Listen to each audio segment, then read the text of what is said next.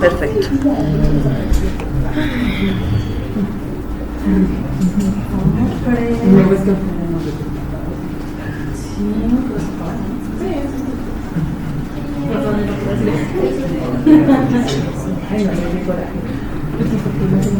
Ay, no manches.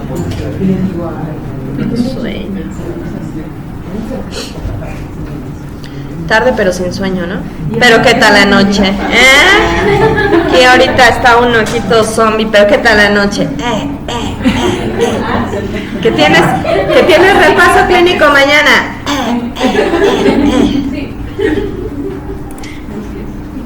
Bueno, hombre de 62 años, obeso, con tabaquismo intenso, hipertensión y diabetes de 2 años de diagnóstico. Inició hace 12 horas con disnea, palpitaciones y angina de esfuerzo. A la exploración física, TA 140-90, cardíaca de 80, respiratoria de 26, temperatura de 36,7, saturando al 88%, con palidez y diaforesis, estertores crepitantes bilaterales subescapulares, taquicardia y sin edema de miembros pélvicos. El electrocardiograma muestra elevación del ST de B4 a B6 y la radiografía aumento de trama vascular y opacidad parailear bilateral. ¿Diagnóstico más probable en este caso? Sin miedo, ¿eh? Digo, evidentemente fibrilación auricular, pues no, ¿verdad? Miocardiopatía dilatada, pues tampoco. Y una tromboembolia, pues sería, digamos, que el diagnóstico diferencial si no tuviera la elevación del ST de B4 B6. Igual si el electrocardiograma no mostrase eso, pues podríamos, aunque ahí sería más que dolor, disnea súbita, una disnea súbita. Pero recuerden que la tromboembolia pulmonar se le conoce como la gran simuladora, ¿eh? Pero bueno, muy bien, este cuadro estaba muy evidente, un paciente con todos los factores de riesgo cardiovasculares sabidos y por haber, y que además tiene dolor precordial y que está inestable hemodinámicamente, tiene 140, y su electrocardiograma pues muestra la elevación del ST. Okay. ¿Cuál de los siguientes síntomas generalmente no se encuentra en la insuficiencia cardíaca de novo, o la aguda pues? Edema de miembros pélvicos. Claro, edema de miembros pélvicos, ¿no? O sea, el paciente con insuficiencia cardíaca aguda sí tiene disnea, sí tiene taquicardia y sí tiene ortopnea. Y qué bueno que lo dicen, porque me ha tocado ver gente que dice, pues tiene insuficiencia cardíaca, vamos a ponerle un catéter. Y entonces, ¿qué creen que hacen para ponerle el catéter? Lo acuestan para colocarle el catéter, edema agudo pulmonar y valió madres, ¿no? Entonces, qué bueno que saben que la ortopnea sí se presenta. De los siguientes hallazgos en la exploración, ¿cuál se asocia a peor pronóstico? Claro. Y la hipertensión, pues para empezar, no es un hallazgo. ¿Sale? En el caso del paciente, ¿cuál es el manejo inicial? ¿Y qué medicamento está contraindicado?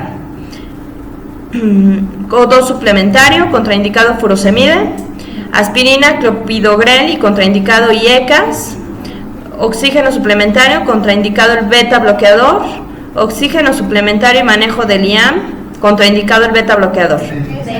Esta, muy bien. ¿Por qué estaría contraindicado el beta bloqueador? Probablemente tenga un enfoque.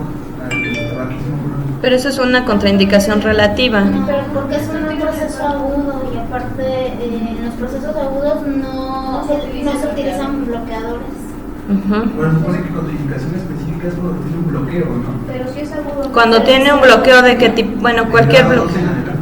Pero no es Hasta un grado AB, AB de primer grado. Pero ahí para empezar el electro ni siquiera nos dice que Ordenados, porque si no me tienen ahí como... ¿Quién da más? A ver, ¿qué? Pero además el electrocardiograma ni siquiera nos da indicios de que tenga alguna alteración del bloqueo. Sí, ahí no habla de bloqueo. ¿Cuánto tenía de frecuencia cardíaca? ¿No se acuerdan? 80, no está bradicárdico. Finalmente lo que está haciendo es una insuficiencia cardíaca aguda. Ok, en el caso del manejo del IAM sin insuficiencia cardíaca, recuerden que los beta bloqueadores, ¿qué tipo de indicación son? Sin insuficiencia cardíaca. Este paciente es porque se está complicando con un choque cardiogénico, porque está congestivo. Pero en un paciente que no tiene datos de choque cardiogénico, los IECAS y los beta bloqueadores son indicación 1A. ¿Sí? No se vayan a confundir. Cuando el paciente cardíaco con infarto está estable hemodinámicamente sin datos, a mí me parece que no estuvo, perdónenos, discúlpenos, ¿no? Pero me parece que no está de todo acorde la presión arterial con el cuadro. Porque si está con estertores bilaterales, el paciente seguramente está haciendo edema agudo,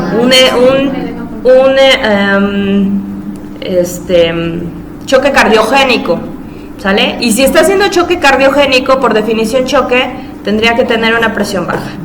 Por eso es que yo creo que ahí no concordó tanto en la exploración física. Tú normalmente cuando ves un paciente congestivo por un infarto, no lo encuentras hipertenso, lo encuentras hipotenso. Acuérdense en el estadio hemodinámico cómo estaría a nivel hemodinámico este paciente. ¿Se acuerdan de los estadios hemodinámicos de los que hablamos? ¿No se acuerdan ustedes?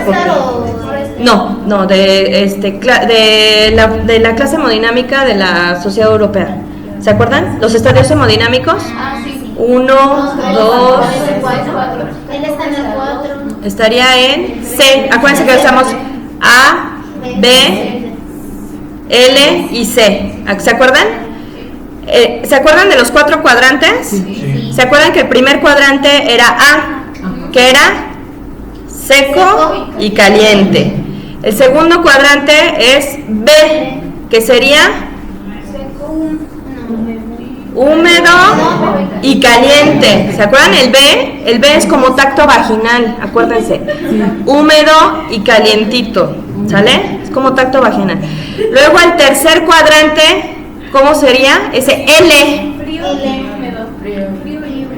Frío y húmedo. No, frío y seco. Perdón, ya me está. Y luego al final, el último cuadrante es C. Lo ponemos como C de cardiogénico, ¿se acuerdan? Frío y húmedo. Este paciente, si está en un choque cardiogénico, debería estar en ese estadio hemodinámico. Frío y húmedo. ¿Cómo lo vas a escuchar clínicamente? Congestivo y datos de bajo gasto. Por eso creo que no debería estar hipertenso, ¿verdad? Pero bueno, en el caso de choque cardiogénico estaría contraindicado los beta bloqueadores, ¿sale? Hombre de 78 años con antecedente de hipertensión, dislipidemia e insuficiencia cardíaca crónica. Esta última en tratamiento con metoprolol, enalapril y furosemide. Hace una semana con cuadro gastrointestinal, por lo que dejó de tomar sus medicamentos. Acude por cuadro agudo de disnea de pequeños esfuerzos, edema de miembros pélvicos y somnolencia. TA 70-40, frecuencia de 54, respiratoria de 16, temperatura 36,9, saturando al 78%. No responde a estímulos, pues no, con esa saturación, ni yo. Estuporoso, con francoedema generalizado y estertores crepitantes generalizados. ¿Cuál de los siguientes factores no puede estar relacionado directamente a la descompensación del paciente? Suspensión de fármacos, descontrol de la dislipidemia, infección gastrointestinal, infarto agudo del miocardio. Sí, así de, y a mí qué chingados que tenga los triglicéridos en 700, cabrón, ¿no? ¿Cuál es el diagnóstico?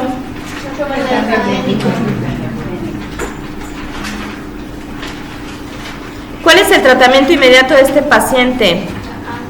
Manejo avanzado de la vía aérea, te queda claro, ¿no? Con esa saturación. Dobutamina, o sea, un inotrópico, y furosemide. En el estadio C, que estaría frío y húmedo, tendremos que utilizar inotrópicos, diuréticos para disminuir la cantidad de volumen, mejorar la función de la bomba y pues el manejo avanzado de la vía aérea, ¿sale? Los demás pues no hay nada que ver, ¿no? Salbutamol, pues no.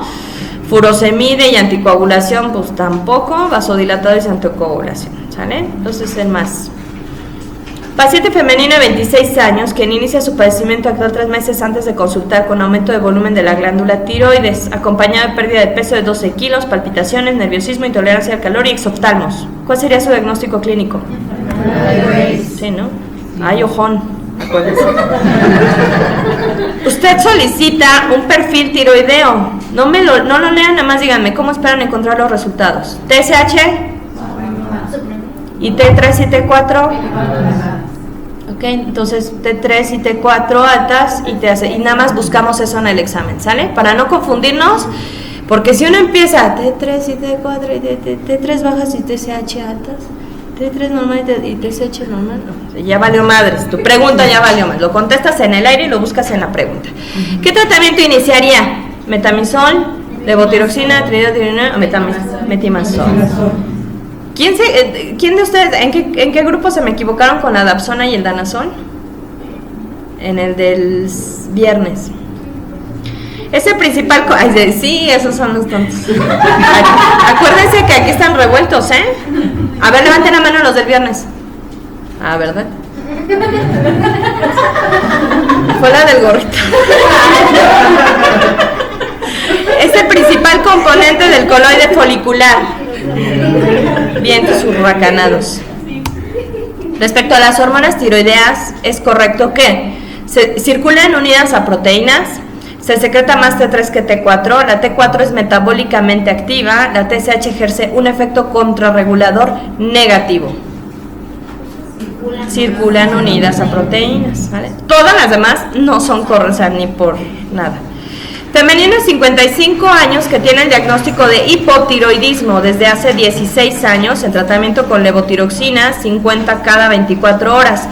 Se presenta al servicio con pérdida del cabello, bradilalia y edema de miembros pélvicos. Tiene una TSH de 9.3 y T4 de 0.23. El perfil tiroideo de esta paciente muestra TSH alta, T4 baja, ¿vale? Lo que quiere decir que el paciente tiene un perfil eutiroideo, tiene un perfil hipotiroideo, tiene un perfil hipertiroideo. Ok, perfecto. Ay, son unos chingones en tiroides. ¿Quién les dio la clase? El estado más grave que podría presentar esta paciente es... ¿Sale? El tratamiento es con aumento de la dosis de hormona tiroidea, disminución de la dosis de hormona tiroidea, continuar misma dosis y observación, dejar tratamiento esteroide. A ver si muy chingones, ¿cuánto? No, ¿cuánto le vas a aumentar? O sea, toma 50 diario. Sí. Dosis respuesta, o sea, no hay... Acuérdense cuál es la dosis de levotiroxina por kilo de peso, yo se los dije. 1.7 microgramos por kilo de peso, ¿sale? Esa es la dosis por kilo de peso, 1.7 microgramos por kilo de peso. Pero no lo vas a aumentar de golpe y porrazo. Normalmente entre 25 y 50 diarios, que no te excedan 200 o 300 por semana. Porque si tú le vas a aumentar a 200 diarios, te estás excediendo. ¿Cuánto sería 200 diarios? 150 más... ¿Cuánto sería 150 por 5? ¿750? La dosis semanal no te debe exceder los 300 microgramos, ¿no? Entonces ya te pasaste como por el doble. ¿Sí me di a entender? ¿Sí me expliqué? Perdone. Es que ando creda. No, no es cierto. ¿Sí saben qué es credo? ¿Cómo? Credo, ¿no? Entre crudo y pedo. No es cierto, ¿eh? No.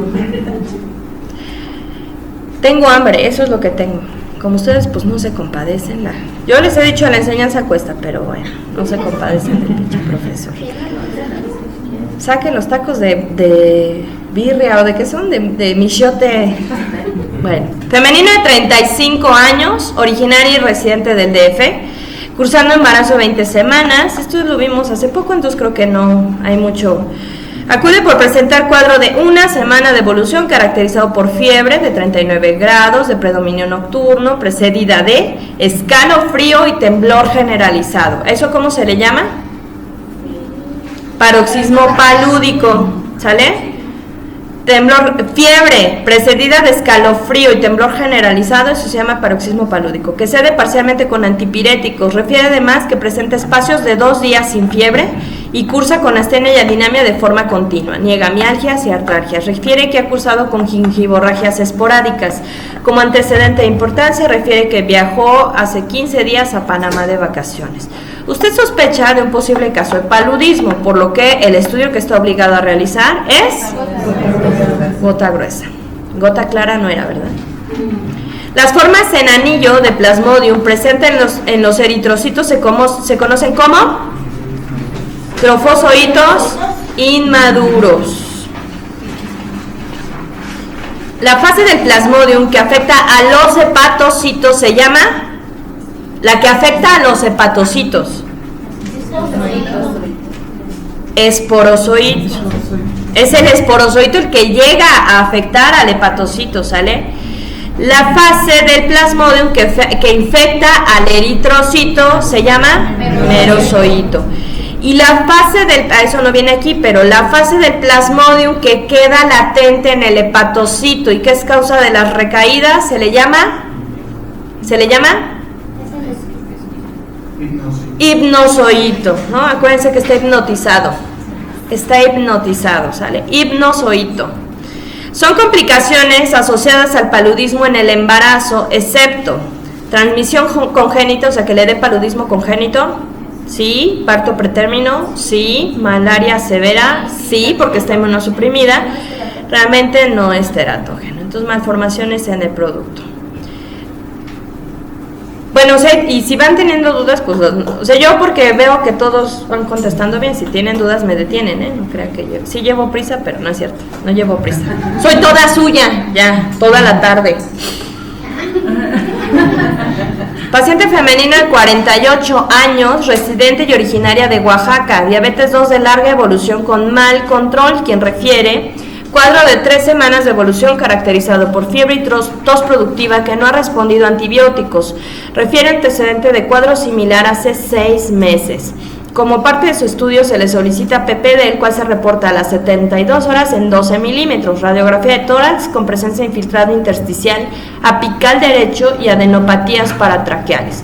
Respecto a la prueba de tuberculina, usted le refiere a la paciente ¿qué? Está reactiva. ¿Con cuánto es lo mínimo que se hace el diagnóstico de reactividad? 10. ¿Y qué casos podrían no resultar? Por ejemplo, en pacientes inmunosuprimidos, ¿con cuánto considerarían? Eso, 5. Este resultado, ¿qué le sugiere?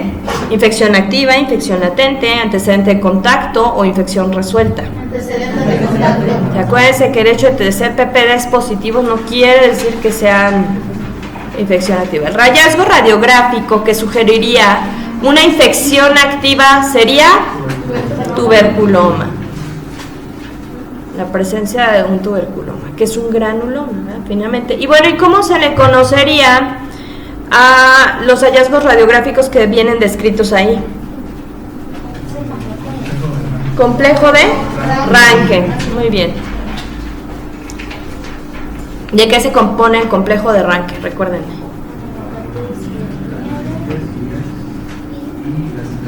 La cicatriz, ¿verdad? Complejo de Ghon. Masculino de 55 años, obrero, antecedente de etilismo crónico intenso desde los 30 años, con ingesta semanal de destilados hasta llegar a la embriaguez. Ay, qué forma tan elegante puse aquí de poner que es un pinche borracho, ¿no? ¿Sí o no? Lo hice muy elegante, así como en vez de decir te traen como calzón de pirú. Prenda íntima de cortesana, por favor. Acude por presentar edema de miembros pélvicos y aumento de volumen abdominal que se acompaña de fiebre intermitente no cuantificada. Alerta, reactivo, neurológicamente íntegro, asterixis bilateral, cardiopulmonar sin alteraciones, abdomen globoso, red venosa colateral, dolor difuso a la palpación, matidez cambiante a la percusión, o sea, ¿qué tiene? ¿La matidez cambiante de qué te habla?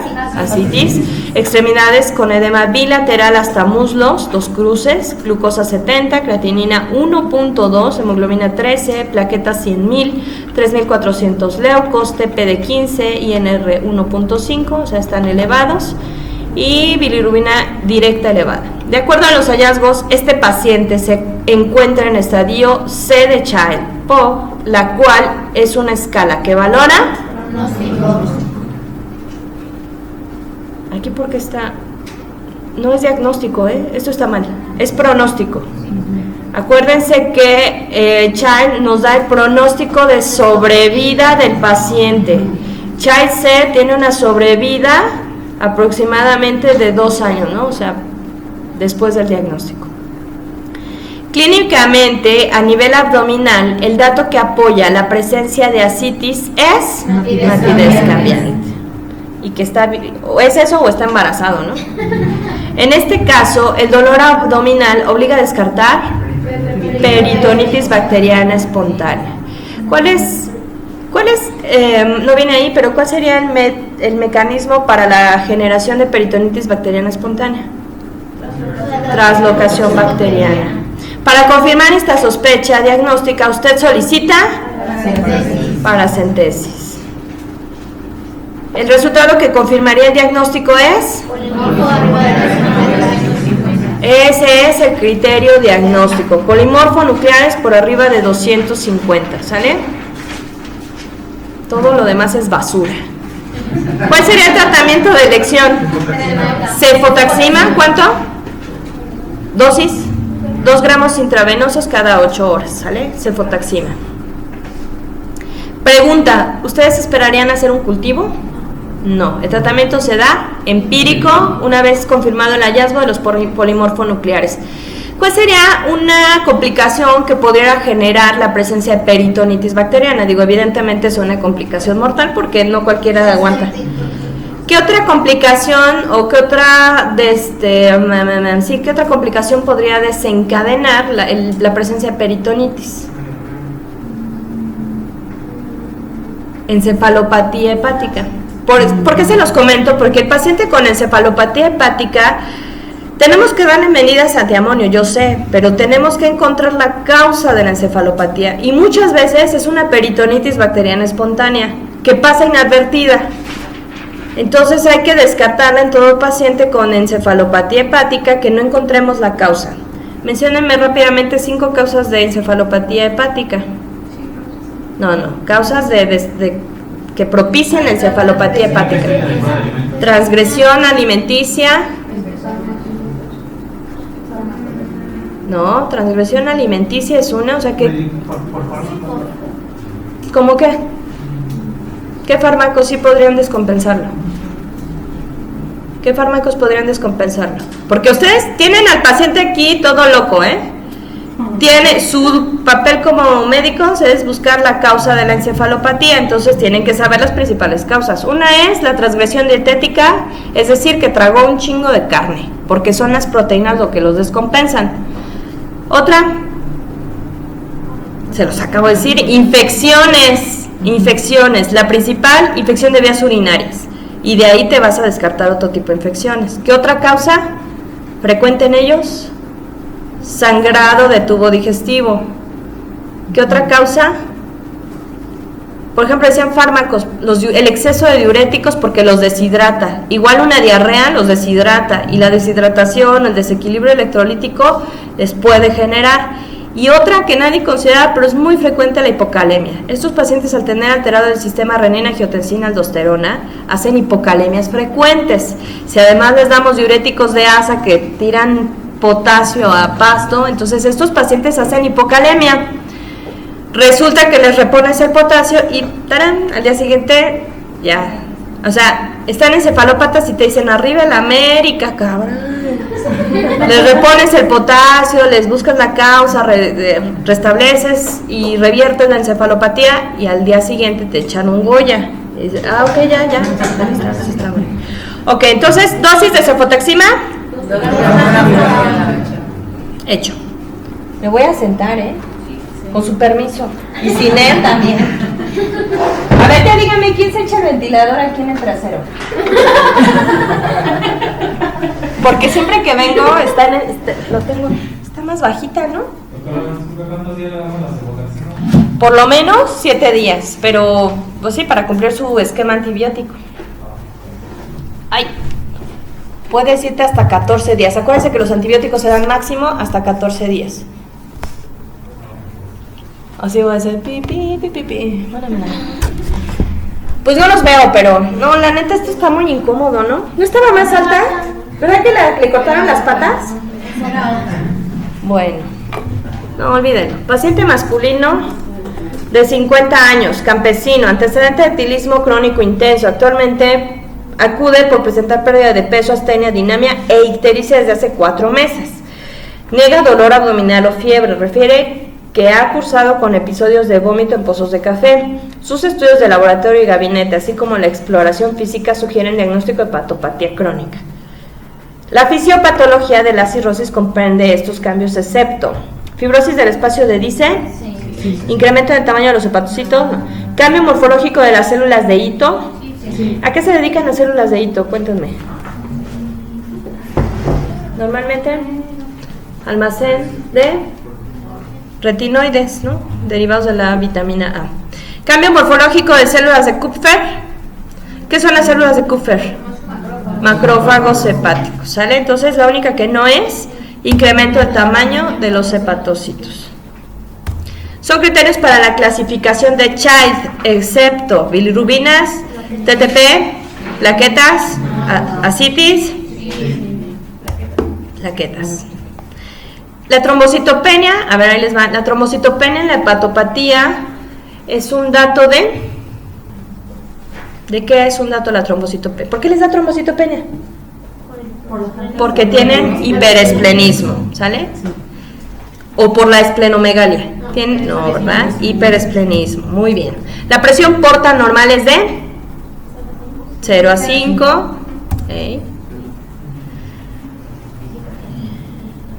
Son manifestaciones del síndrome de hipertensión portal, excepto la hipertrofia parotidia es parte de la clínica de la insuficiencia hepática, ¿sale? Pero no de la hipertensión portal. Una de las características típicas de los pacientes hepatópatas es el hiperesplenismo, que se manifiesta por trombocitopenia y leucopenia, ¿sale? Masculino de 60 años, con índice tabáquico de 10 paquetes al año, quien comenzó con disnea de pequeños esfuerzos, cansancio, fatiga. ¿No es lo mismo? No. Hace 3 días con dolor en hipocondrio derecho, edema de miembros pélvicos y hoy con dificultad para la marcha por la disnea.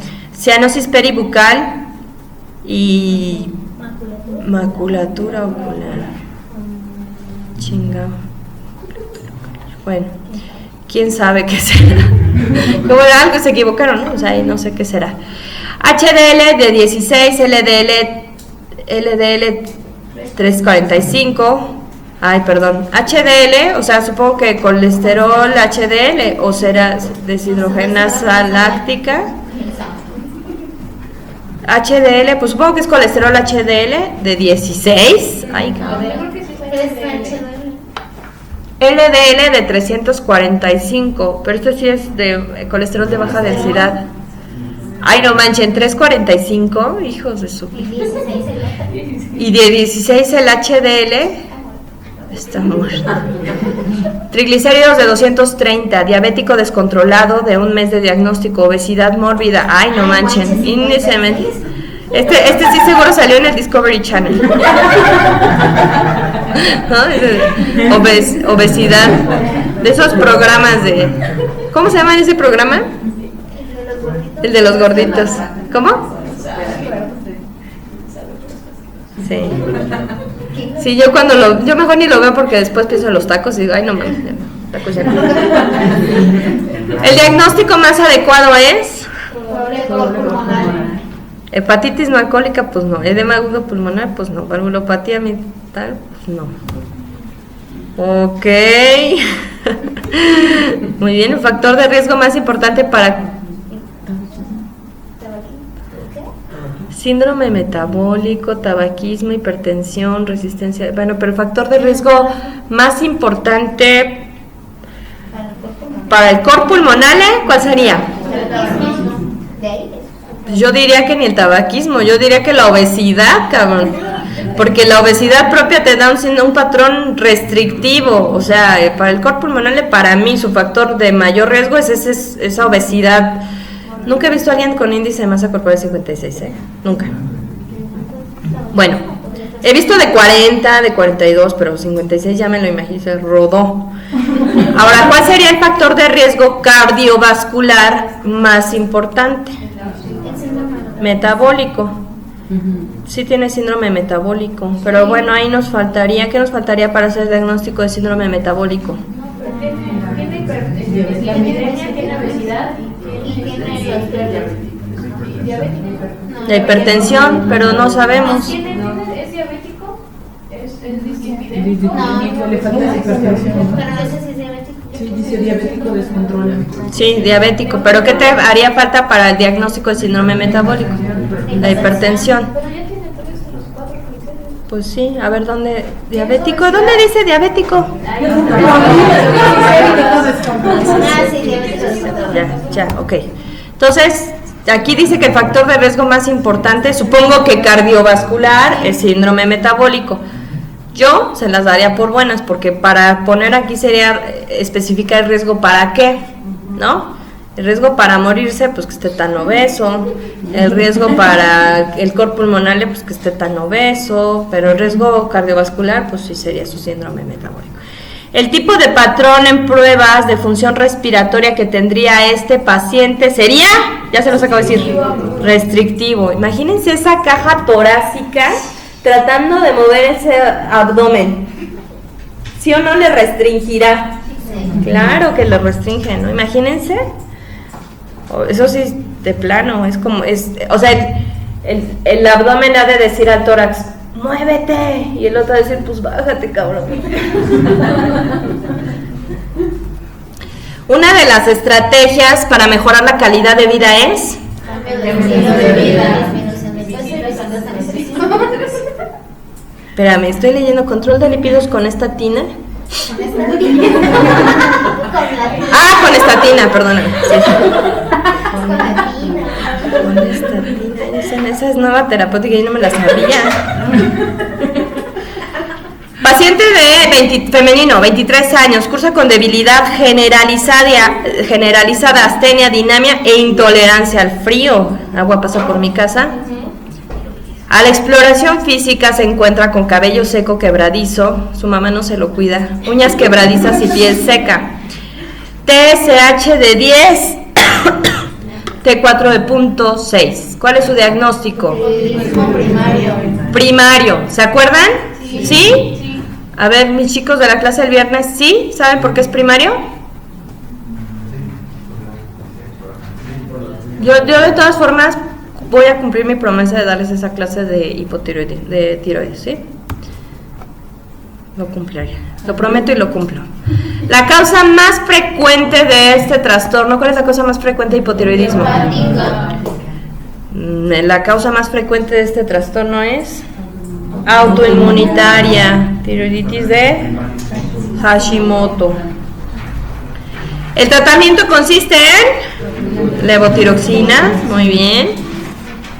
Masculino de 55 años, antecedente de HAS de larga evolución, en tratamiento con enalapril.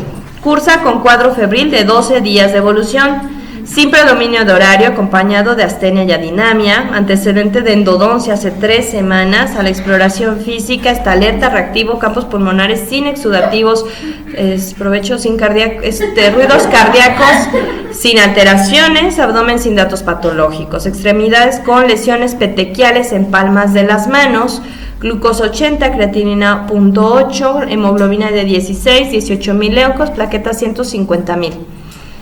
TA 130-80, cardíaca de 100, respiratoria 22, temperatura de 38.2. Su pauta diagnóstica a seguir sería Hemocultivo y ecocardiograma.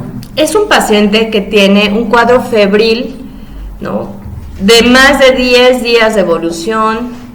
Aquí tiene un antecedente importante que es una endodoncia, y entonces eso nos tendría que obligar a pensar en una endocarditis. Entonces sería hemocultivo y ecocardiograma. El microorganismo causal más frecuente, acuérdense que es válvula nativa, es viridans, Streptococcus viridans. El tratamiento de elección en este caso sería, ¿cuál es el tratamiento para endocarditis de válvula nativa? Más gentamicina. Ok.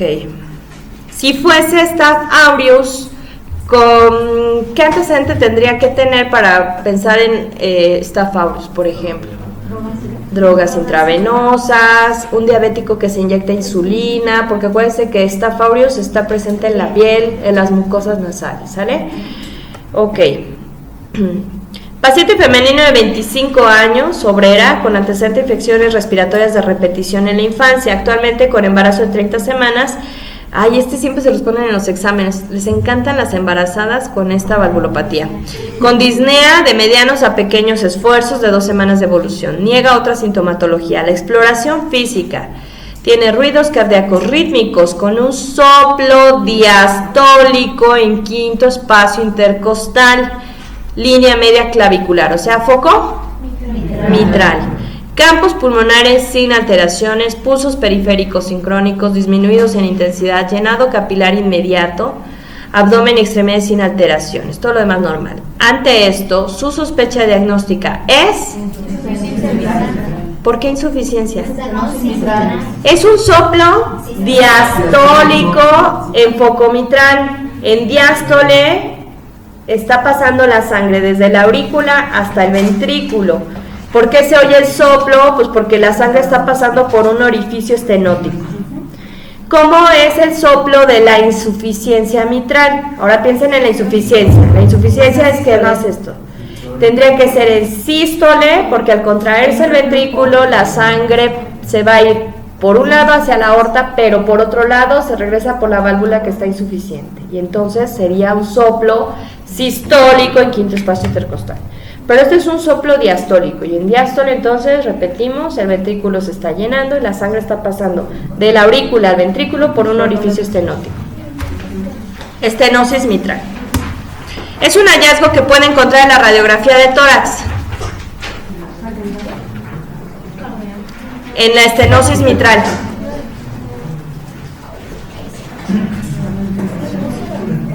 A ver, entonces empezamos a pensar. Se cierra la mitral, al cerrarse la mitral, la aurícula se dilata y entonces al dilatarse, yo les dije que al dilatarse el bronquio se empieza a rectificar. Entonces un dato de crecimiento auricular, o sea, no es un dato como tal de estenosis mitral, pero les dije, un dato de crecimiento auricular izquierdo es la rectificación del bronquio. Porque el bronquio se empieza a rectificar porque la aurícula lo empieza a empujar, o sea, empieza a crecer y lo empieza a decir, quítate, y se rectifica. Cardiomegalia van a encontrar en estenosis mitral. ¿Por qué no? ¿Por qué no? Nada más dígame por qué no. Está estenosado la mitral. Sí se da. No se da porque el ventrículo no se está llenando adecuadamente, entonces no puede haber, ¿qué les dije? Cardiomegalia, ¿sale? Dilatación aórtica, pues menos, porque hay poco volumen. ¿Por qué creen que le da disnea a esta paciente? Pues porque no puede, el gasto no puede suplir las necesidades con ese poco volumen que está pasando a través del orificio estenosado. Está llegando poco volumen. Quizás en estado de reposo es suficiente para cumplir sus demandas, pero en estado de actividad, en donde requiere bombearse más, no puede. ¿Por qué? Pues porque es un orificio estrecho y está pasando poco volumen al ventrículo. ¿Sí? ¿Lo va siguiendo todos en la mente? ¿Ya se imaginaron su ventrículo? Muy bien. Y empastamiento iliar, pues tampoco. Rectificación del bronquio izquierdo. La causa más probable de esta patología es fiebre reumática. Digo, finalmente es algo ya menos frecuente, pero si ella tuvo antecedentes de infecciones de vías respiratorias en la infancia, pues se la vamos a dar. Masculino de 36 años que refiere sequedad de mucosa oral y ocular de varios años de evolución. Niega sintomatología articular o rash. Refiere que cursó con cándida oral y adenomegalias cervicales desde hace 3 meses. Los resultados de laboratorio tiene ANA negativos, anti-Ro negativos, factor reumatoide negativo. No es pregunta de aquí, pero ¿cuál sería el más específico para Sjögren? Anti-Ro, los tiene negativos. ¿Cuál de los siguientes diagnósticos explicaría la causa probable de la sequedad oral? No tiene Sjögren. VIH. Sí, les dije que este era un caso así raro que había yo visto, en donde el paciente pues en realidad se tuvo que hacer diagnóstico diferencial porque todos los demás estudios estuvieron negativos, pero sí es un dato, ¿no? Debido a la alta especificidad que tienen los anticuerpos para detección de Sjögren, la negatividad de los mismos sugiere... Ausencia de enfermedad. Ok. El dato clínico que sugiere un diagnóstico alternativo es... Cándida adenomegalia. y adenomegalias. ¿Sí? Sí. Femenino de 28 años, quien acude a revisión por presentar pérdida importante de cabello desde hace 3 semanas y rash malar. Refiere que en sus últimas vacaciones hace 3 meses sufrió quemaduras por el sol en la cara, pero el enrojecimiento ya no desapareció. Presenta además fatiga fácil y ha perdido aproximadamente 4 kilos en el último mes. A la exploración física se encuentra con signos vitales en rangos normales, extremidades con limitación de movimiento por inflamación a nivel de rodillas, hombros y tobillos, edema de miembros pélvicos, bilateral hasta rodillas. ¿Cuál de los siguientes anticuerpos se esperaría encontrar positivos en esta paciente? ANA y anti-DNA, o sea, A y B. Adicionalmente, usted esperaría encontrar el siguiente hallazgo en los laboratorios: anticuerpos anticentrómeros, anticuerpos antineutrófilos, leucopenia o anemia macrocítica.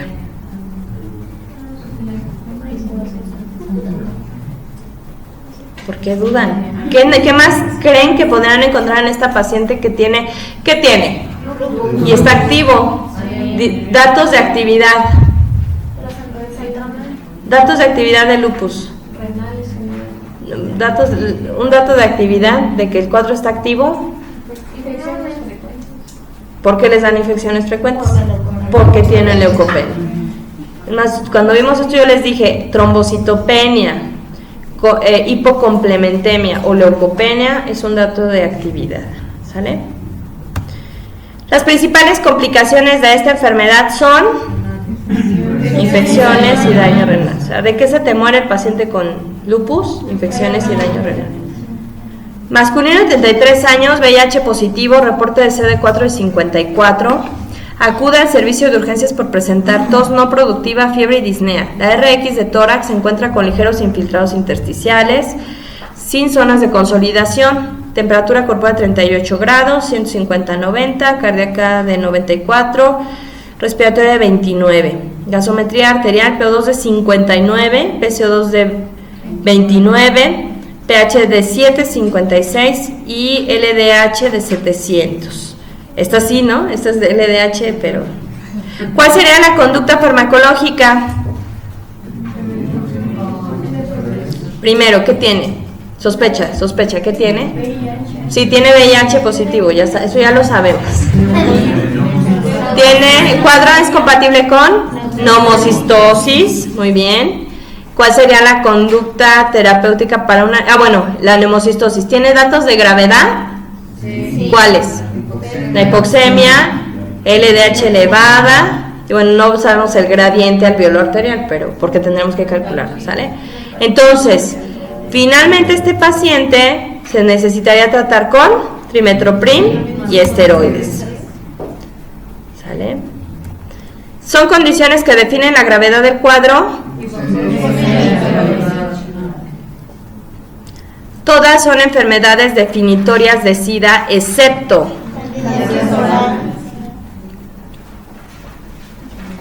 no, espérense aquí. ¿Cuál es el diagnóstico gasométrico? Una alcalosis respiratoria con hipoxemia. Pero de la gravedad, ya tengo una pregunta. Ahí de la gravedad, de ahí sería no ser hipocapnia y hipoxemia. La gravedad del cuadro, o sea, como tal la hipoxemia y la de LDH, bueno, no sé, yo así la entendí que es como tal de la neumocitis, pero está preguntando el criterio de gravedad como tal. Entonces mi duda. ¿Que si la hipocapnia no está severa o que si la hipocapnia no te da gravedad? Ajá, que si no sería... Tiene hipocapnia, ¿por qué? Porque está hiperventilando, porque está hipoxémico, pero en realidad no es como tal cuadro no es dato de gravedad. O sea, la hipocapnia es una consecuencia de que al tener hipoxemia él trata de hiperventilar y entonces eso es lo que le está dando la hipocapnia. Hipocapnia severa con menos de 10, porque a partir de 10 imagínate un CO2 de 10, quiere decir que el paciente está hiperventilando y va a perder de un momento a otro el control del centro respiratorio. ¿Sale? Entonces te dan ganas así de taparlo la boca. Retenga CO2, por favor. Aquí era qué, cándida oral, ¿no? Ya la cagué, ¿verdad? Otra vez. Sí, ¿verdad? Sí. Perdón. ¿En cuál íbamos? 7. Caso Caso 16. Apenas en el 16. Ya me voy a apurar.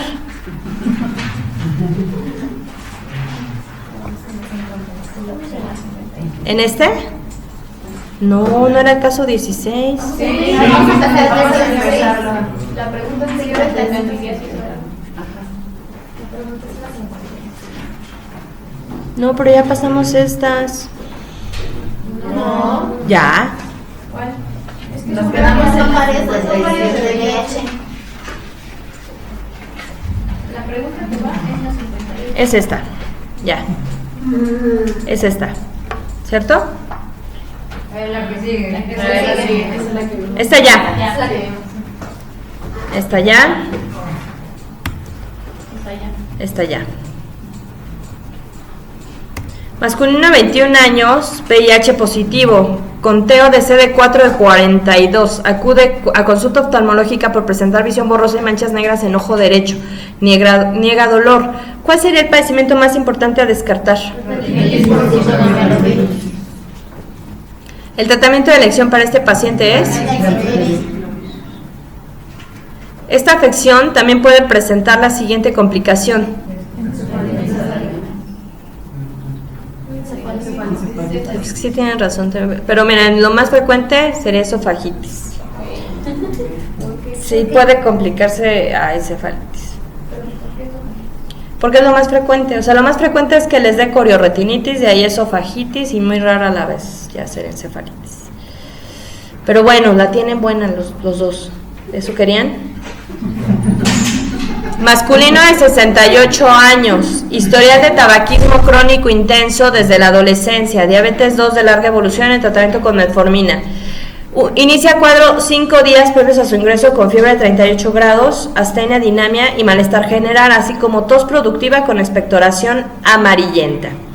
Temperatura corporal de 38, cardíaca de 105, respiratoria de 20, 100 de 70, glucosa en 200, creatinina de 1, urea de 50, hemoglobina de 17, 250,000 plaquetas y 17,000 leucocitos.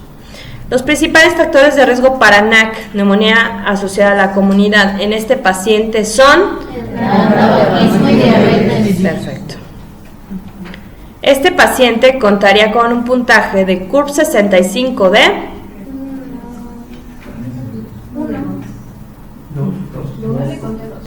2. ¿Cuáles serían? La edad y la urea. ¿Cuáles son los componentes del CURP 65? El nivel de conciencia, la urea, la frecuencia respiratoria, y la presión arterial. blood pressure y edad mayor a 65. Tienes un puntaje de 2. Very good with papas fritas. El agente etiológico más probable de acuerdo a los factores de riesgo es... Perfecto. Por lo tanto, usted le indica como tratamiento de elección levofloxacin.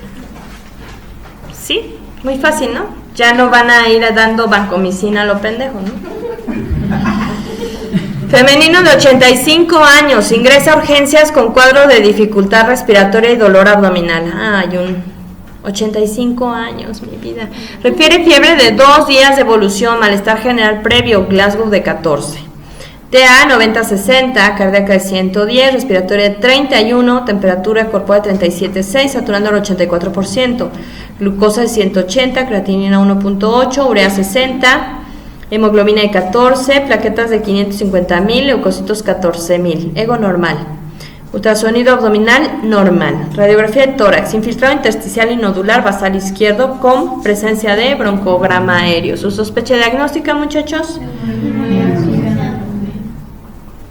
¿Por qué decimos que no tiene apendicitis del anciano? Porque tiene un ultrasonido normal. Y el ultrasonido normal descarta apendicitis, ¿sale? Factores de mal pronóstico que identifican.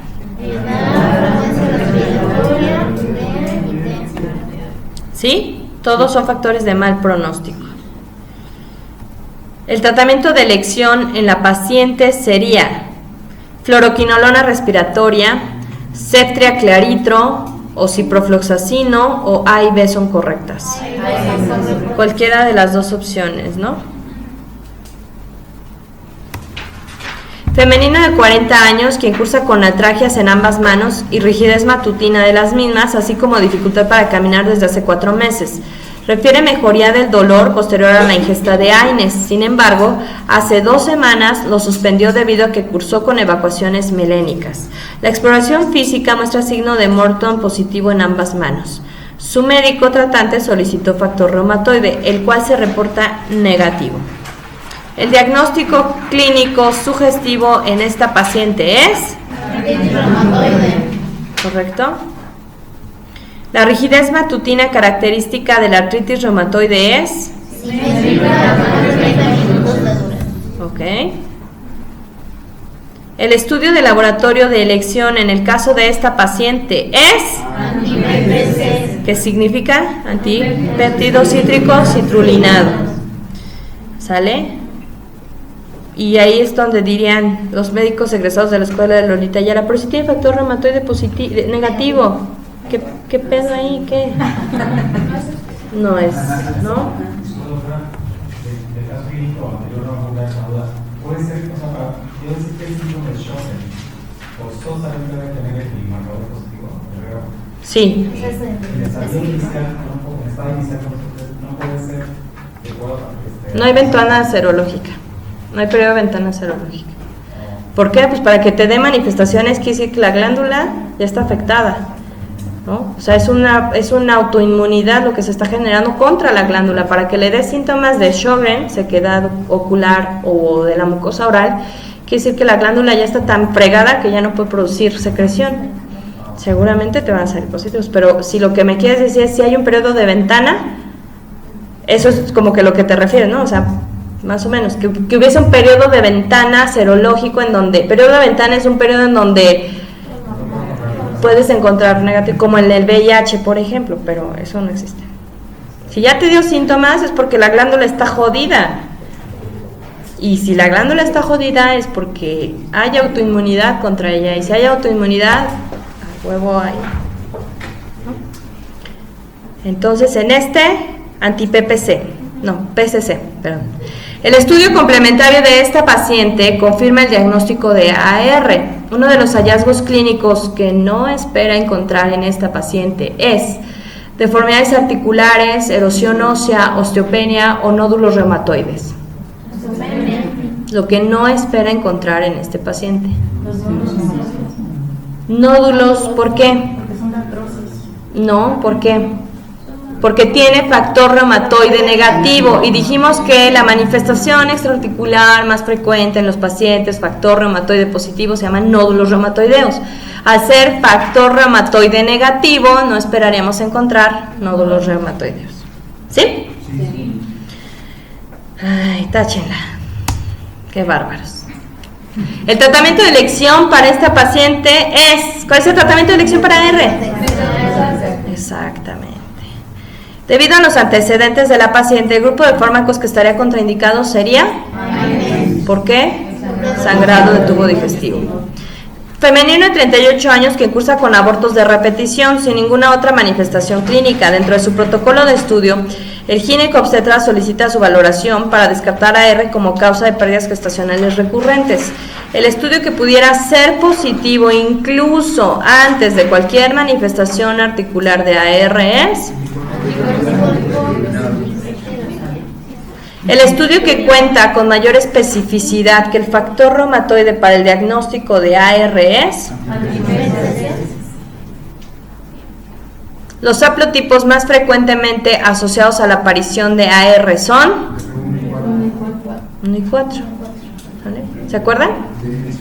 Mira, doctor, 1 y 4. 2 y 3 para lupus. Y ya les dije que es así como, no es dedo grosero, pero 2 y 4. Y yo les dije, y esto de como el sinsajo, eso no existe.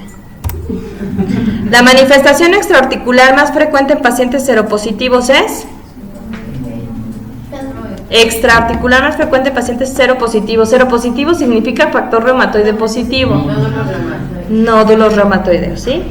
Acuérdense, cuando hablen de seropositividad, se los dije, si es seropositivo no quiere decir que tenga VIH, Seropositividad es factor reumatoide positivo, nódulos reumatoideos. Femenino de 49, ¿qué dice? Masculino, o sea, ha de ser como medio más. Es que a lo mejor lo vi y dije, no, masculino. A lo mejor lo ves, lo revisas y, no, masculino. Paciente 49 años, masculino, fumador crónico, consulta por disnea y tos seca de 3 meses de evolución. Exploración física, crepitaciones en ambas bases pulmonares e hipocreatismo digital. Laboratorio y perfil inmunológico normales. Pruebas de función respiratoria con alteración restrictiva moderada. Capacidad de difusión de monóxido de carbono, la DLCO, severamente disminuida, o sea, no difunde, y gases arteriales con hipoxemia grave. La radiografía de tórax tiene un patrón intersticial y en panal de abeja.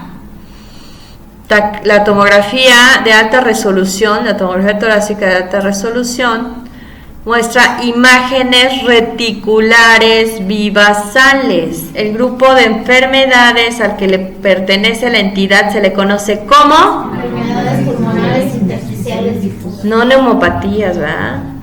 ¿Sale? ¿Se acuerdan que les dije? Es una neumopatía, es como si tiene una dermopatía, o sea, es todo y nada. Tiene una cardiopatía, puta, pues cualquier cosa, ¿no? Tiene una nefropatía, puta, pues dale nombre. Enfermedad pulmonar intersticial difusa. De acuerdo a los hallazgos radiográficos y tomográficos, su sospecha diagnóstica es. Ay, gracias Dios, es un día muy feliz. Entonces, acuérdense de ese patrón en panal de abeja, bivasal, bilateral. El tratamiento consiste en esteroides. Masculino de 45 años, quien acude por cuadro de fatiga de varios meses de evolución, refiere dificultad para dormir debido a que cursa con sudoración intensa por las noches, pérdida de peso de 7 kilos en los últimos 3 meses sin causa aparente. Además, ha cursado con cefalea holocraniana intensa y visión borrosa. A la exploración física presenta múltiples equimosis y esplenomegalia. Glucosa de 80, creatinina de 1.2, hemoglobina de 7.2, plaquetas de 90.000, leucocitos de 125.000. ¿Cuál es el siguiente paso a seguir para establecer un diagnóstico? ¿Qué sospechan? A veces la siguiente pregunta. Su sospecha diagnóstica, de acuerdo al cuadro clínico y hallazgos, es. ¿Por qué aguda? Otra vez. Leucocitos de 125.000. ¿Cuántos o sea, recuérdame nada más cuánto es lo normal de los leucocitos, por favor? Hasta 10.000. Tiene 125.000 leucocitos. ¿Se imaginan qué diagnóstico tiene este paciente? Leucemia mieloide crónica. Cuando ves esa cantidad tan exagerada de leucocitos, o sea, ya digo, no se los pude poner más fácil, casi les grité el diagnóstico. Para realizar un adecuado diagnóstico, usted solicita estudios citogenéticos. El hallazgo que espera encontrar en estos estudios citogenéticos es presencia de cromosoma Filadelfia, que es patognomónico de la leucemia, ¿qué? Mieloide crónica, ¿sale?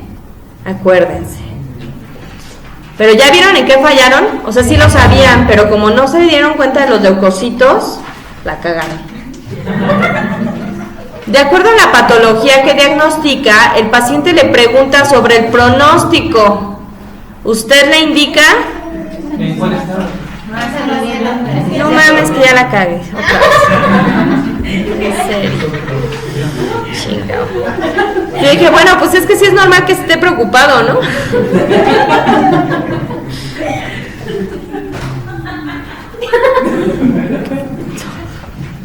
Si estos andan en su rollo, o sea, ya me dan ganas de... No, ¿verdad? No voy ahí.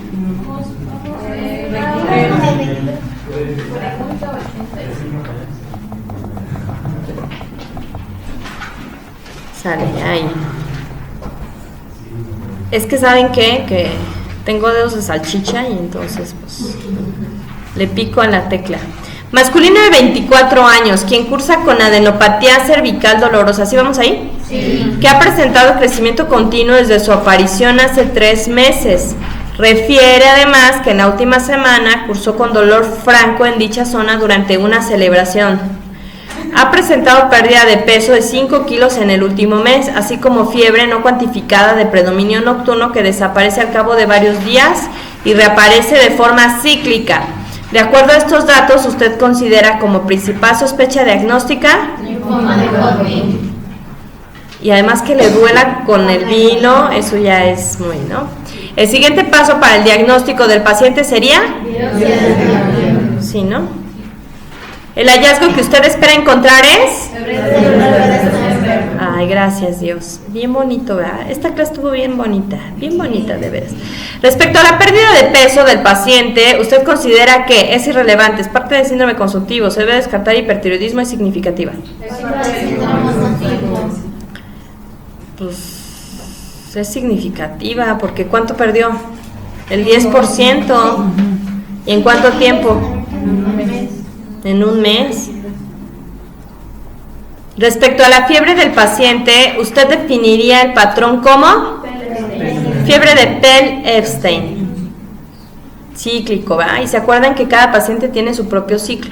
2 días, 2 días, 2 días, 2 días, o 3 días, 3 días, 3 días, 3 días. El agente etiológico que más se ha asociado a esta entidad es... Ay, les digo que yo de veras para volver a besar a un hombre le voy a pedir que, a ver, no, a mí, ¿qué le pedirían a un hombre? A ver, díganme. Para que no les va a pegar el Epstein-Barr, ¿qué le pedirían que la cartilla de vacunación? Aparte de rabia, parvovirus, moquillo, VIH, cepillado uretral, cabrón, cepillado uretral, ¿qué le pedirían? ¿Anticuerpos qué? ¿Cuál? Se los dije ayer tuvimos la clase. ¿Qué tipo de anticuerpos le pedirían para despertar Epstein-Barr? Anticuerpos, ¿alguien lo dijo por ahí?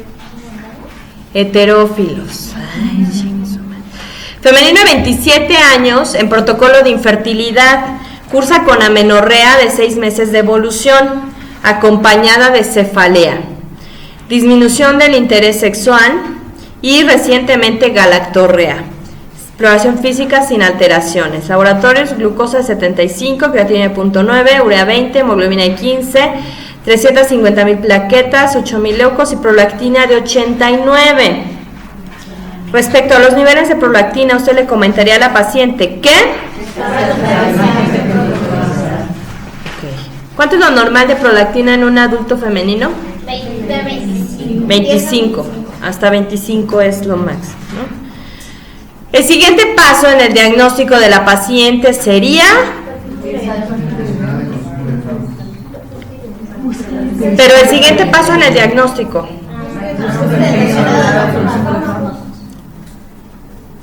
No, o sea, es que eso se lo preguntas en el interrogatorio. Le realizas un perfil tiroideo. O sea, sí, está bien, pues su razonamiento también es correcto, pero el del protocolo diagnóstico, pues se supone que tú ya preguntaste eso en el interrogatorio. Consumo de fármacos, ¿no?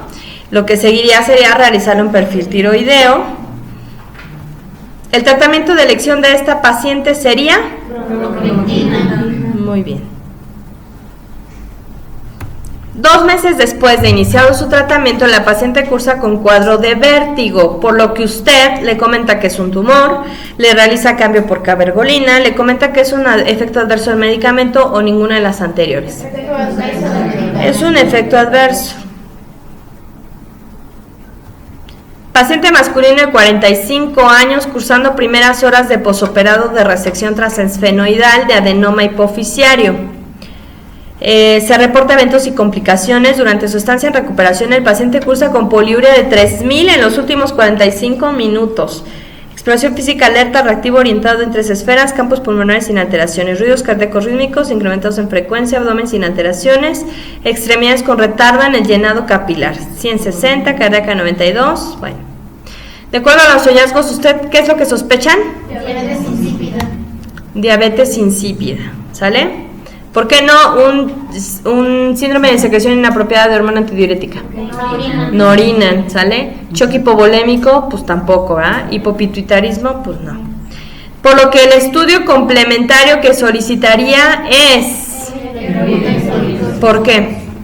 Para ver la densidad urinaria y la osmolaridad sérica, ¿sale? Es muy importante para el diagnóstico la densidad urinaria, ¿sale? Sus estudios muestran sodio de 150, potasio de 4, cloro de 100, ego con densidad de 1, sin otras alteraciones, por lo que decide dar el siguiente tratamiento. Líquidos y desmopresina, por favor, no sean malos, pues acaba de orinar 3 litros el cabrón, pues repónganle tantito, ¿no? Y además tiene datos, sí, de estarse empezando a chocar.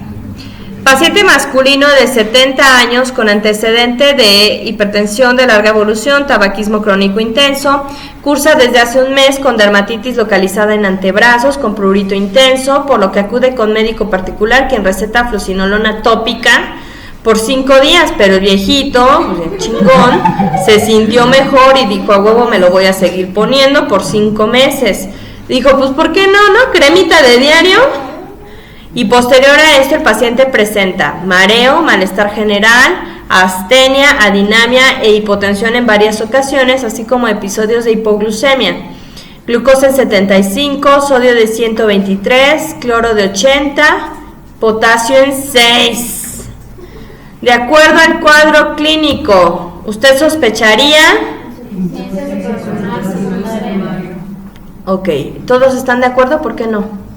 ¿Por qué sí? Digo, ¿por qué sí? ¿Por qué no? ¿Por qué no los oigo a todos pues tan? ¿Qué tiene este viejito? ¿Cuáles son las manifestaciones que te hacen sospechar insuficiencia suprarrenal?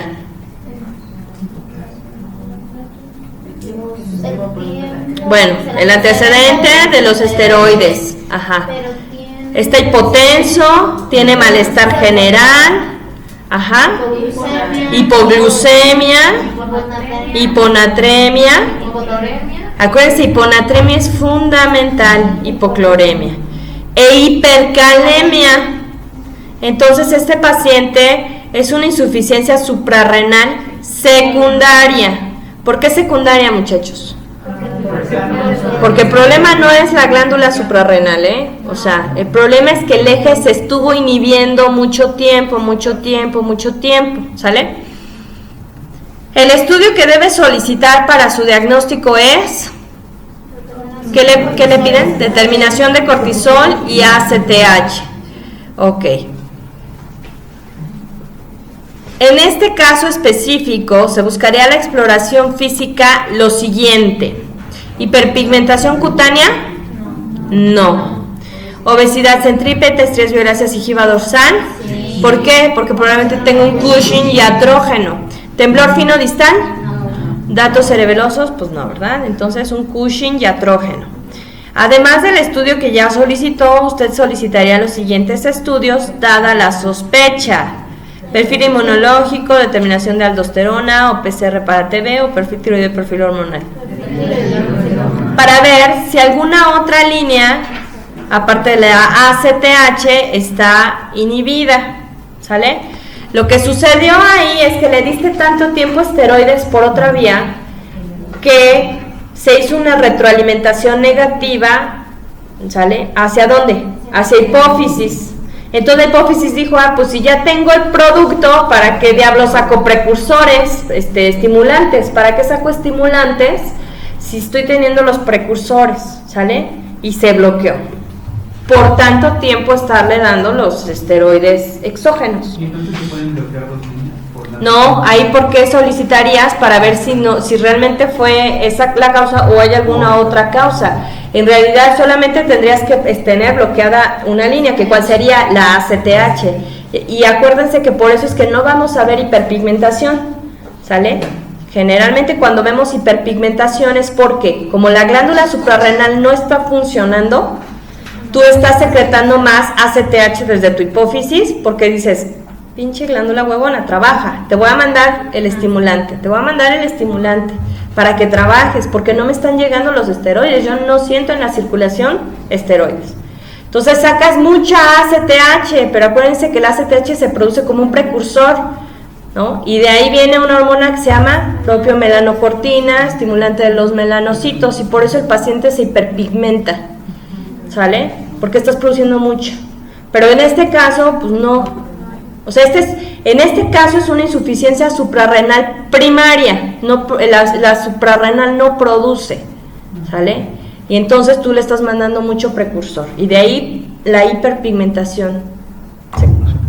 Como esto es secundario, es porque bloqueaste el eje directamente, no está produciendo, llega un momento en que le quitaste el esteroide, pero pues a lo mejor a la hipófisis ya se le olvidó producir, de tanto tiempo que lo dejaste sin hacer, se le olvidó, ¿sí? ¿Sí quedó claro? Ahí las insuficiencias. Hasta me da coraje. Ay, pinche glándula huevona. Me da coraje. Paciente femenino de 45 años, quien ingresa a hospitalización referida de urgencias por cursar con hipertensión de difícil control de 2 meses de evolución. Actualmente se encuentra bajo tratamiento con IECA, metoprolol, ARA-2, prazosina, dosis plena. Durante su estancia ha cursado con hipocalemia refractaria y 2 eventos de descontrol tensional, así como cefalea y vértigo. Esto está muy fácil. Alerta, neurológicamente íntegra, todo lo demás normal. Tiene glucosa en 70, creatinina en 1, sodio de 135, potasio 2.5 y tiene 160-90 de presión arterial. ¿Cuál es su sospecha diagnóstica? Hiperaldosteronismo primario. Esto está mal, mal señalada, pues. Es hiperaldosteronismo primario. El diagnóstico, ¿por qué? ¿Qué hace la aldosterona? Mete sodio, saca potasio. Entonces hay un hiperaldosteronismo. Entonces un chingo de sodio, agua, hipertensión, y estoy sacando un chingo de potasio. El diagnóstico de esta entidad se confirma mediante TAC, no, lo sospechas por laboratorios, pero no lo confirmas por laboratorio. ¿Cómo lo confirmas? Por TAC. La causa principal de este padecimiento se debe a hiperplasia adrenal. Acuérdense que yo les dije que por eso es tan importante no hacer de primera línea la TAC, porque no, sí, ahí se confundieron, porque normalmente es una hiperplasia, no lo vas a ver más que un poquito quizás agrandado, pero como tal un adenoma, que sería la segunda causa, no lo vas a ver. Es raro que te encuentres un adenoma. La primera causa de hiperaldosteronismo primario es hiperplasia adrenal.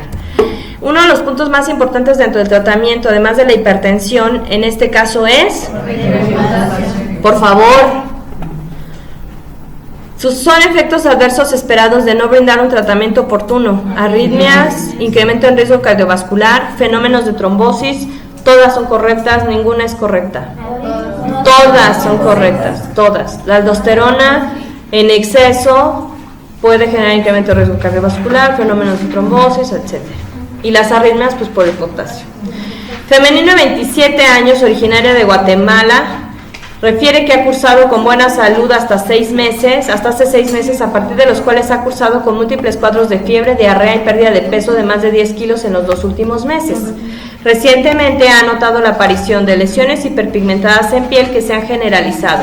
A la exploración física, las lesiones dermatológicas son de color violáceo con centro nodular y se encuentran diseminadas. Como parte del protocolo, se le realizó prueba de ELISA para VIH, la cual resultó positiva. La conducta diagnóstica correcta en esta paciente sería: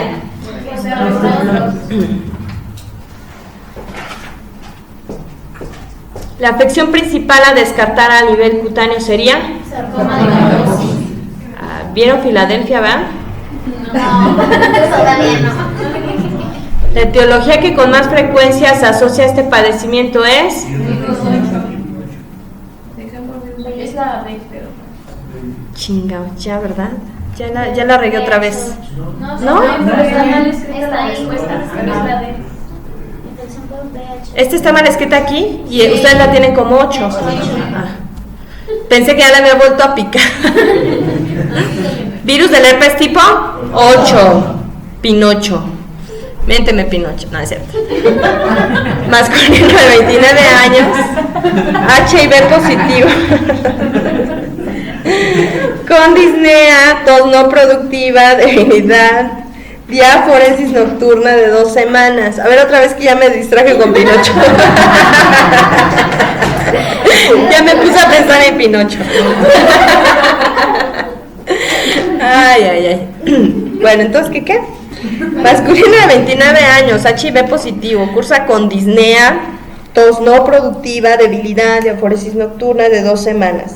No toma antirretrovirales, temperatura de 38, sin lesiones cutáneas, sin anormalidades.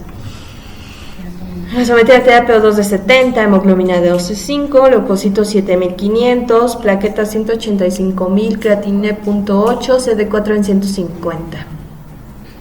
¿Cuál es el paso más apropiado a seguir? Iniciamos tratamiento, ¿no? Tiene un cuadro muy típico como de neumocistosis el paciente. Son criterios para realizar diagnóstico de SIDA. CD4 menor a 200. Perfecto. Masculino de 33 años, VIH positivo, reporte de CD4 de 54. Acude al servicio de urgencias por presentar tos no productiva, fiebre y disnea. RX de tórax con ligeros infiltrados intersticiales, sin zonas de consolidación. Temperatura de 38 grados, TA de 150-90, cardíaca 94. Respiratoria mentil. Esto ya lo vimos, ¿no? Sí, es el mismo, se repite. Con razón dije, ay, cabrón. Eso se los reponemos con otro más difícil. Masculino de 70 años, chofer. Ya, eso ya es un factor de riesgo, Un hermano finado por IAM. Es hipertenso desde hace 4 años. El manejo. ¿Ya lo vimos? No me engañes, doctor. ¿Qué te pasa? ¿Estás viendo cómo vengo en estado inconveniente? No es cierto, No, porque los que no me están viendo, los que van a oír la grabación, me dicen, y venía borracha. ¿Verdad que no? ¿Les hago un 4? Sí. Un hermano finado por infarto. Es hipertenso desde hace 4 años, se manejo con captopril, 25 miligramos cada 12. Ay, ¿quién da captopril a estas alturas? Bueno, refiere palpitaciones ocasionales no relacionadas a disnea o dolor precordial, etilismo ocasional sin llegar a la embriaguez, tabaquismo, 4 cigarrillos por día hasta hace 10 años. Inicia con hemiparesia izquierda y desviación de la comisura labial hacia la derecha y disartria. Los síntomas los nota a las 7 horas. Llega a urgencias 1 hora después. Peso 72 kilos, 180-100 de TA, cardíaca de 80, respiratoria de 20, satura 94%. A ver, vamos a ver de esto. Precordio arrítmico, con soplo sistólico aórtico, grado 2 de 6.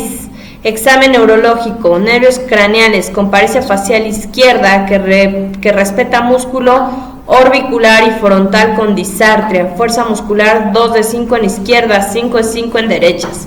RODS con 1 de 4 izquierdos, 2 de 4 derechos, respuesta plantar extensora izquierda, flexora derecha. ¿Cuál es el diagnóstico del paciente? PVC isquémico.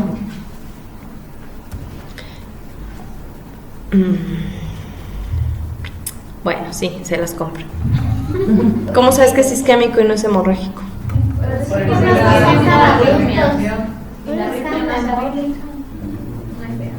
Sí, es lo más común, pues, pero a lo que yo me refiero es para darle realmente, o sea, lo sospechas, pero para darle realmente si es isquémico hemorrágico, ¿qué haces? La tomografía. No, simple, nunca contrastada. La primera tomografía se hace simple, nunca contrastada. porque el contraste se ve como la sangre. Entonces, si tiene una lesión de otro tipo y se impregna o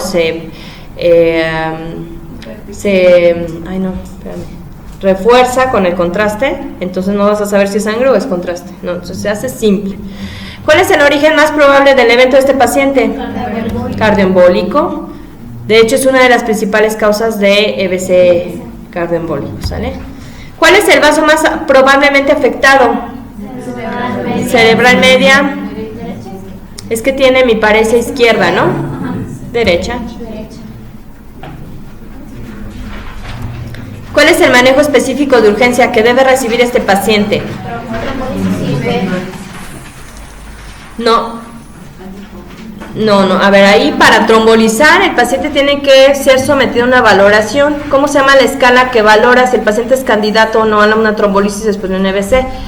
NIS, la escala de NIS. Entonces aquí no te dieron ningún dato para la escala de NIS. Aquí no está valorando si el paciente está dentro o no de ventana trombolítica. O sea, lo que tendríamos que hacer pues, es médico conservador. ¿Llegó dentro de la hora? Pues sí, pero pues necesitamos la valoración de escala de NIS. ¿Y aparte cuántos años tiene? 80.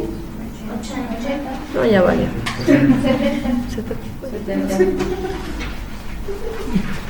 ¿Y cuál sería una contraindicación? Más bien, ¿cuál sería? Ajá, dígame contraindicaciones para trombolizar a este paciente.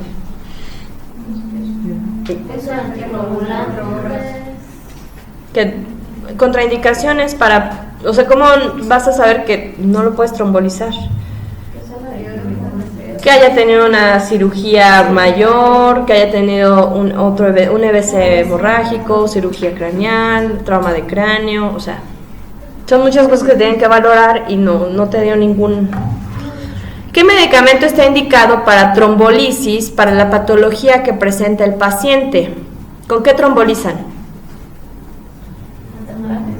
Con alteplazan.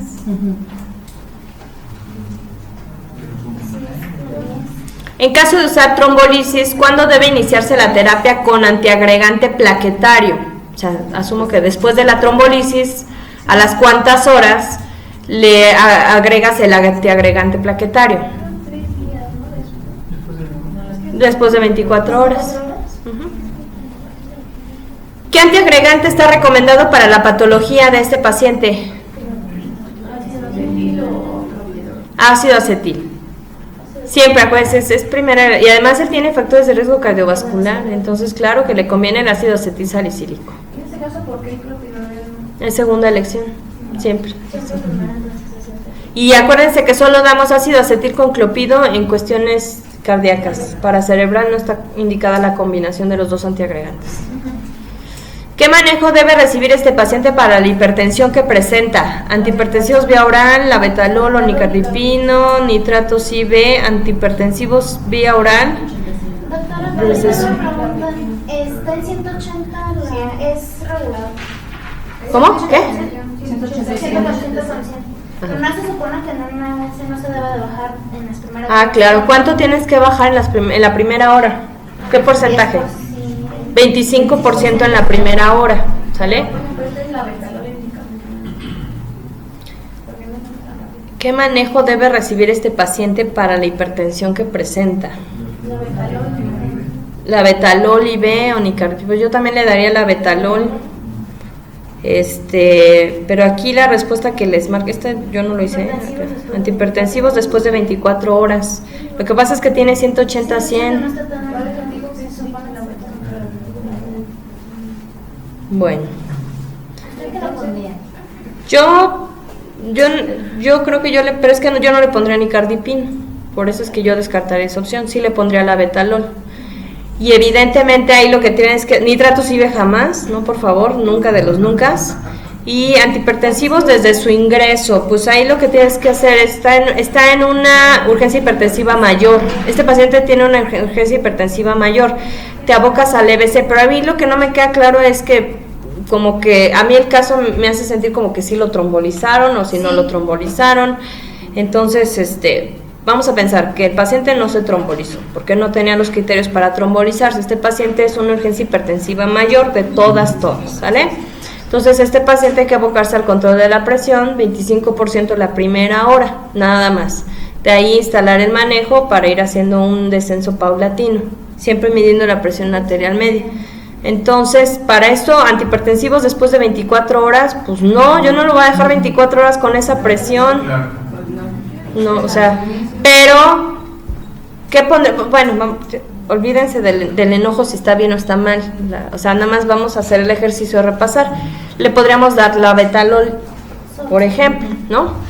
Pero iniciamos antihipertensivos desde su ingreso y complementamos la respuesta procurando una disminución de 25% de la presión arterial media en la primera hora, ¿no? ¿Quieren o no quieren? Si quieren, si no, ok. Es que después como que me habla de que aquí, por ejemplo, me dice que cuando le agrego el antiagregante después de trombolizado. ¿Cuándo debe iniciarse anticoagulación en este paciente? La anticoagulación asumo por la FA. Este señor es el de la FA, ¿no? Sí. ¿Cuándo debería iniciarse la anticoagulación en este paciente? Asumo que después de la trombolisis. No requiere anticoagulación después de una semana, después de 2 semanas, a las 72 horas. Si no se trombolizó, si no se trombolizó, le inicias a las 72 horas. Si se trombolizó, después de 2 semanas. A ver, ¿qué dice el público? Este lo podemos, ¿y quién les dio crisis hipertensivas? En el caso de los pacientes con FA ya tratados con anticoagulación oral, fíjense, a ver, el caso de pacientes con FA ya tratados con anticoagulación oral, ¿cómo debe manejarse la anticoagulación en caso de EBC isquémico? Cambio anticoagulación parenteral con heparina de bajo peso molecular durante una semana, continuar anticoagulación oral, mantener INR de 2 a 3, suspender anticoagulación oral temporalmente y continuar solo con antiagregación plaquetaria por 2 semanas.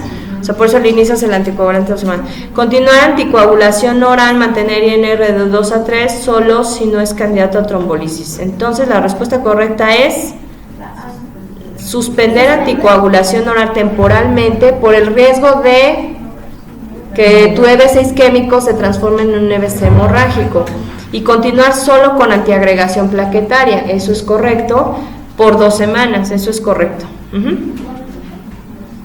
Eso es correcto, efectivamente, ¿sí? Ahora bien, aquí yo quiero hacer una acotación. Cuando tú vas a iniciar la anticoagulación, lo que se pide es que hagas una terapia puente con heparinas de bajo peso molecular. ¿Por qué?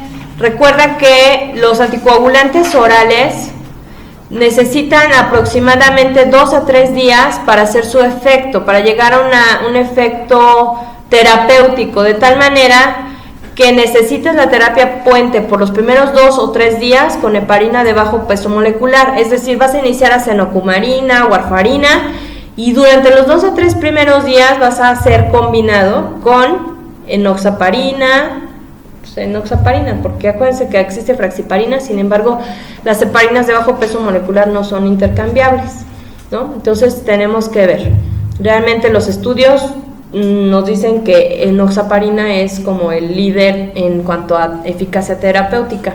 Entonces le vas a dar la heparina de bajo peso molecular por 2 a 3 días, procurando cubrir ese tiempo en que los anticoagulantes orales no van a hacer efecto anticoagulante, y después del 3er día ya solamente se queda la acenocumarina. Esto es muy importante porque a veces, ¿qué pasa? Con la prisa de egresar al paciente le inician la acenocumarina y lo mandan a su casa. Esos 3 días el paciente está desprotegido, con riesgo de hacer otro trombo, porque la acenocumarina no va a hacer un efecto inmediato. Lo que tendrías que hacer es programar, ya lo voy a dar de alta, entonces 2 a 3 días antes le voy a dar la acenocumarina más la enoxaparina, porque son medicamentos de uso hospitalario, ¿no? Y después ya lo mando a la casa nada más con acenocumarina. Masculino de 80 años de edad, desde hace 3 meses presenta deterioro en su capacidad de lenguaje, es repetitivo e incoherente para la pregunta que se le hace. Su lenguaje es bien articulado. En la exploración física tiene disfasia, disnomia. No hay datos de focalización periférica ni reflejos anormales. La marcha no es valorable ya que el paciente no entiende la orden que se le da. La familia lo refiere como desatento, con olvido, sugieren que se trate de un cuadro demencial. De acuerdo a lo anterior, ¿qué diagnóstico es más probable?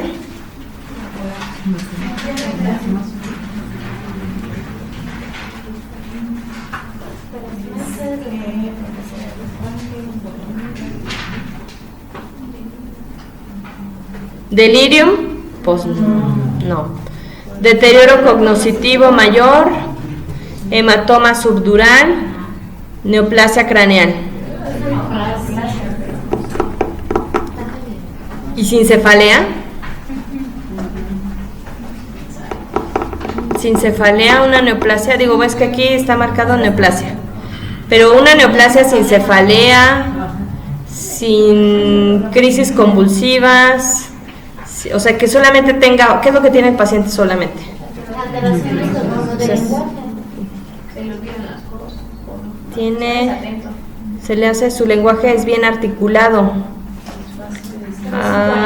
Es lenguaje incoherente, repetitivo, pero es bien articulado. Se corrobora disfasia, disnomia. Bueno, pues yo la verdad es que no le daría la neoplasia, pero tampoco ninguno de los otros tendría. Entonces, pues bueno, vamos a descartar. Delirium no es, deterioro cognitivo no es, y hematoma subdural menos. No es. Ok.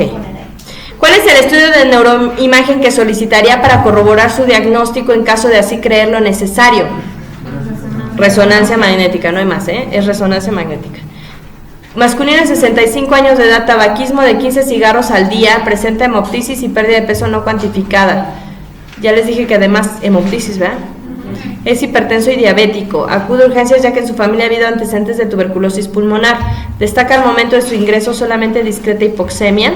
Niega otros síntomas como pérdida de peso. En el caso del cáncer asociado a tabaquismo, ¿cuál es la variedad más frecuente? Adenocarcinoma, sí. La variedad que más se relaciona con síndromes paraneoplásicos y que además tiene mal pronóstico es células pequeñas. La variedad que más se relaciona con síndrome Pancoast o Horner es epidermoide. Paciente masculino de 29 años, tiene pérdida de peso y diaforesis, ocasionalmente fiebre. En su familia ha habido antecedentes de tuberculosis. Acude a valoración general y considera que el exceso de trabajo ha condicionado las alteraciones. Toma alcohol de manera regular, fuma de manera social. A la exploración destaca la presencia de adenopatías de 2 centímetros, no dolorosas, biometría hemática, solo discreta leucopenia. ¿Cuál es el diagnóstico más probable para este paciente? Fiebre, pérdida de peso, diaforesis, tiene adenopatías. Linfoma, sí, leucemia no, mononucleosis infecciosa no, TV ganglionar no. ¿Cómo haría el diagnóstico de la patología que sugiere como probabilidad de diagnóstico? Biopsia ganglionar, donde se demuestran células de Rett-Steinberg. Si estás pensando en un linfoma de Hodgkin. Tengo una duda. ¿No se supone que en el linfoma es más frecuente que sea solo un ganglio? Y además tiene síntomas B. Sí, no es solamente un ganglio. De acuerdo a la patología, acuérdate que para clasificar el linfoma, vemos la cantidad de ganglios, tanto del mismo lado mediastinal, ¿sí? De acuerdo a la patología que diagnostica el paciente, le pregunta sobre el pronóstico. Usted le indica que el pronóstico es bueno con el tratamiento antituberculoso supervisado durante 12 meses. La variedad más probable del linfoma es la enfermedad de Hodgkin, que tiene un 60% de tasa de curación, que la leucemia en el adulto, pues no, ¿verdad? Es una enfermedad que se autolimita, ¿no? Entonces,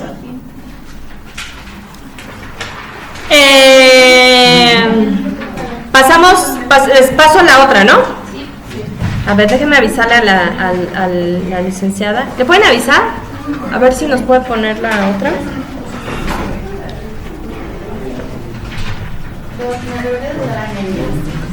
Yo les dije que tenemos la razón. Oiga, ¿no tienen el de la USA? Este, Es que ya se que va. sigue grabando. Ok.